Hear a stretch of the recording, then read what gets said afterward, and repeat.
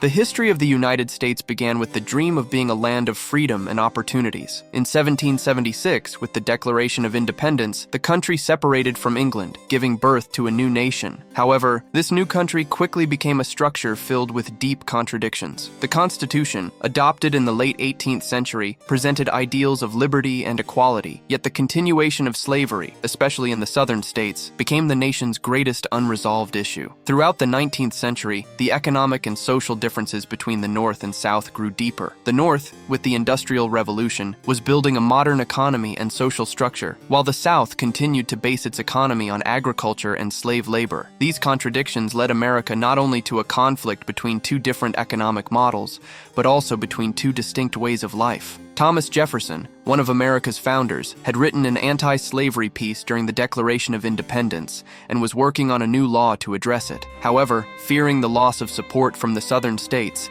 he abandoned the initiative and left the issue of slavery unresolved. While the northern states rapidly industrialized and abolished slavery, the southern states, which were producing tobacco, cotton, and sugarcane, continued to import more slaves from Africa due to increased production. The northern industry, however, was dependent on raw materials from the South. By the early 19th century, there were 11 free states and 11 slave states, but the United States was not limited to these 22 states. To the west, land still belonged to Europeans. After a treaty with France, these lands were purchased for $15 million.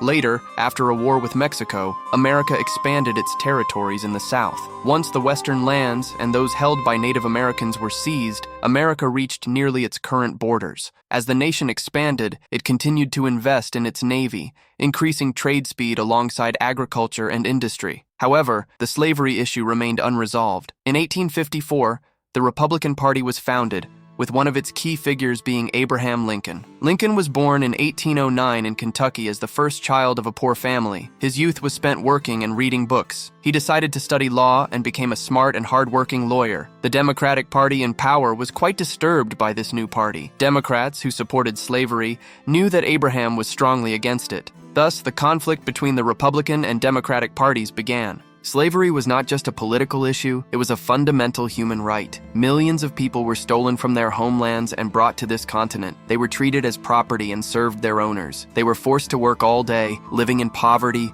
suffering, and hardship. They were cruelly punished for the slightest mistakes. Families were torn apart, and young children were even displayed in human zoos. Hundreds of thousands of slaves escaped to the north to flee from this life. Abraham Lincoln knew that slavery was a shameful issue for America. He had already gained the support of anti-slavery groups. In the 1860 elections, the incumbent party's candidate, Stephen Douglas, received 29.5% of the vote, while Abraham Lincoln received 39.8%. This was disastrous news for the South, as they feared Lincoln would take away their slaves. As a result, the southern states, led by Jefferson Davis, wanted to secede from the Union. The first state to secede was South Carolina. Over the next 6 months, 11 states officially declared their secession and formed the Confederate States of America. The Confederate States began seizing U.S. property within their territories. Fort Sumter, located on the South Carolina coast, was defended by U.S. soldiers with minimal ammunition. The Confederate Army attacked the fort with artillery fire,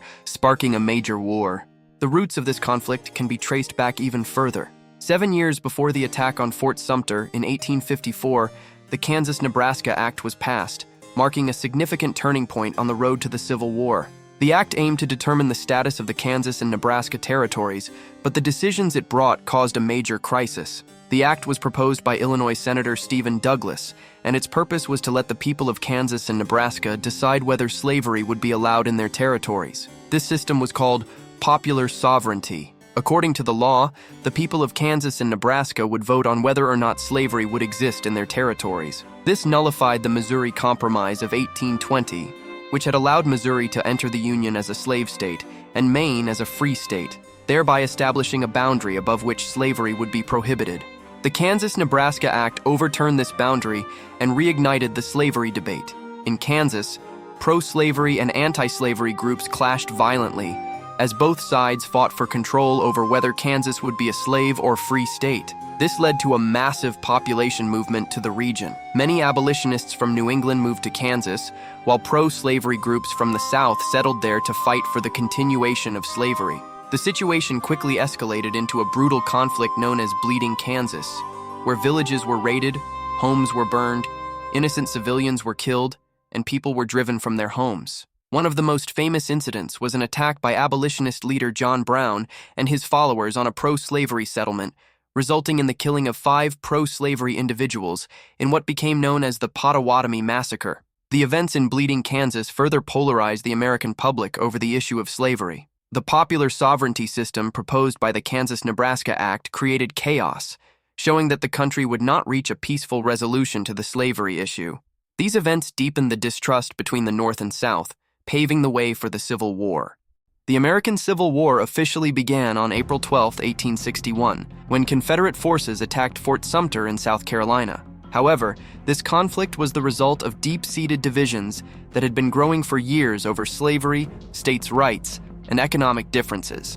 In March 1861, Lincoln announced that supplies would be sent to the Union soldiers at Fort Sumter, but the Confederacy saw this as a threat and demanded the fort's surrender. Union Commander Robert Anderson refused the demand, and Confederate forces under General Beauregard began shelling the fort. The fort was bombarded for 2 days, and on April 13th, the Union forces were forced to surrender. Interestingly, no soldiers were killed in the attack, but this incident marked the beginning of a bloody 4-year conflict. After the fall of Fort Sumter, Abraham Lincoln quickly took action, calling for 75,000 volunteer soldiers on April 15, 1861. This call to arms angered the southern states, and Virginia, Arkansas, Tennessee, and North Carolina seceded, joining the Confederacy. These states prepared for a long-lasting resistance to defend their independence. The first years of the war were a time when both sides tested their strengths and developed strategies.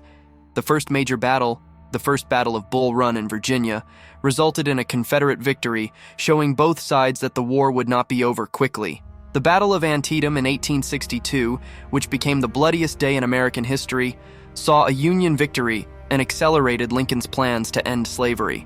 The U.S. had a population of about 22 million, while the Confederacy had only 9 million, half of whom were non-fighting slaves. Over 90% of industrial production came from the North, providing more weapons, ammunition, and logistical supplies. The North also controlled 70% of the country's railroad network, giving them a significant advantage in transporting troops and materials. 1863 was a year filled with pivotal events that changed the course of the war. The Battle of Gettysburg, fought in Pennsylvania, marked a turning point as Confederate forces failed to advance into the North. General Robert E. Lee's army suffered heavy losses and retreated. During this time, Lincoln issued the Emancipation Proclamation, declaring the freedom of all slaves, making the war not only a political struggle, but a moral one as well, garnering international support for the Union. About 180,000 African Americans fought on the Union side, and their participation increased following the Emancipation Proclamation. In 1864, the Union launched strategic attacks to completely crush the South. General William Tecumseh Sherman devastated Georgia, destroying the South's economic infrastructure. These attacks lowered Confederate morale and drained their resources. Under the command of Ulysses Grant, Union forces pressured General Lee's Confederate Army in Virginia, causing heavy losses. In 1865, the Confederate capital of Richmond fell to Union forces. On April 9, 1865, General Lee surrendered to General Grant, officially bringing the Civil War to an end. Approximately 1.1 million men from the Confederacy fought in the war, representing 80% of the South's male population. Confederate soldiers were often more experienced and willing to fight, but the North's industrial power and strong navy ultimately led to Union victory. The Civil War resulted in the deaths of around 620,000 people and is remembered as one of the most devastating conflicts in American history. However, this struggle allowed America to be reborn as a nation free from slavery. The Civil War had profound effects on the country's history. The North's victory ensured the United States would remain a unified nation. Southern dreams of independence were crushed, and federal power over the states became firmly established, helping to make the U.S. stronger and more cohesive in the future. One of the war's greatest achievements was the complete abolition of slavery. The 13th Amendment, ratified in 1865, freed millions of African Americans. However, freedom did not equate to equal rights, and racism and discrimination continued to persist, especially in the South. Economically, the South faced a crisis as its agrarian economy collapsed. while the North strengthened its industrial base, transforming America into a modern industrial state. The Reconstruction era, which began after the war, aimed to rebuild the South both economically and politically. However, this process was fraught with racial tensions and societal conflicts. Discriminatory laws and social pressures in the South created new challenges for the newly freed African Americans. Despite the devastation, the Civil War marked a turning point, making the United States a modern nation-state. The strengthening of federal authority, industrialization, and the abolition of slavery shaped America's future. However, the full realization of these changes required years of struggle and social transformation.